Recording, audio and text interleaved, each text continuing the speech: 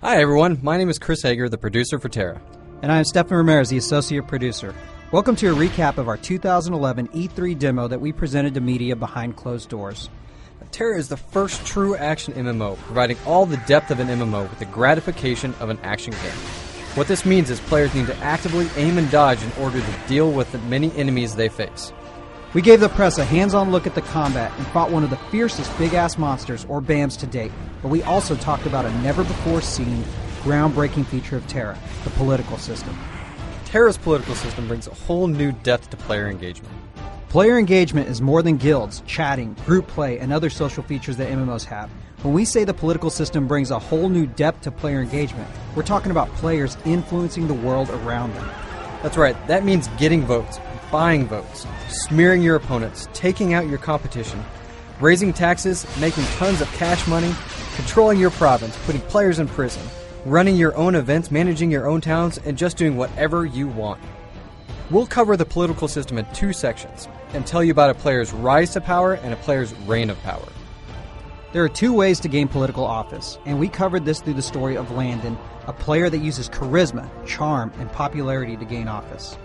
And Xavier, the cooler of the two, who uses battlegrounds to become the best and take a province by brute force. Let's start with Landon, who is a guild leader that was destined to become a Vanarch and rise to power through the popular vote. He used his guild, his committee, to run his election campaign and get the word out to others in many different ways. Come election time, the people know his name, what he stands for, and they vote for him. Landon wins the election in a landslide. Landon immediately gives back to the people that put him there. He lowers taxes in the province, opens up specialty shops, enables skill trainers, and even throws the bad apples in jail. His province is thriving and doing well, and players are coming from all around to see it for themselves. So that's Landon. Now let's talk about the badass, Xavier. Xavier prefers brutality, so he figures that his best shot at becoming a Vanarch is dominating in battlegrounds and PvP. He gathers his elite crew and starts training, fighting, owning, and dominating his opponents during the election process.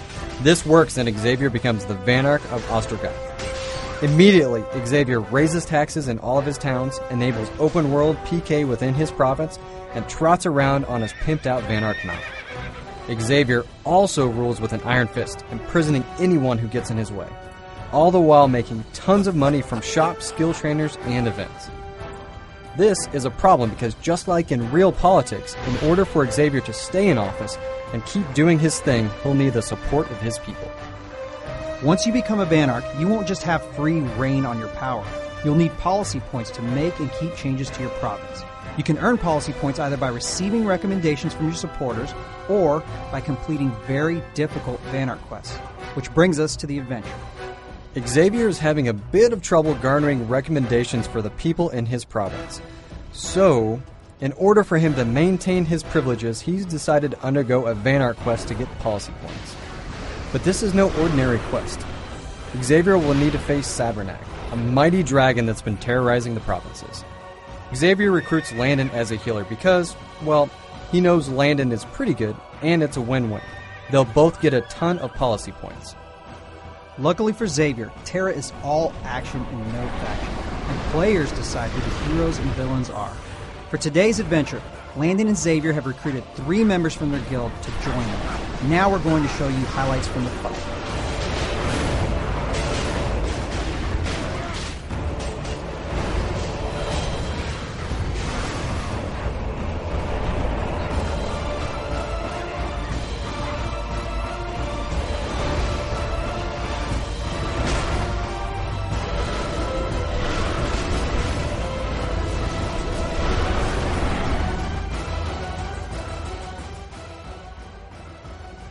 Now you know what we mean when we say TERA is action. It's all about timing, placement, movement, and coordination. We also covered the never-before-seen, groundbreaking feature, TERA's political system, which offers a whole new level of depth to player engagement and empowering players to change the world around them.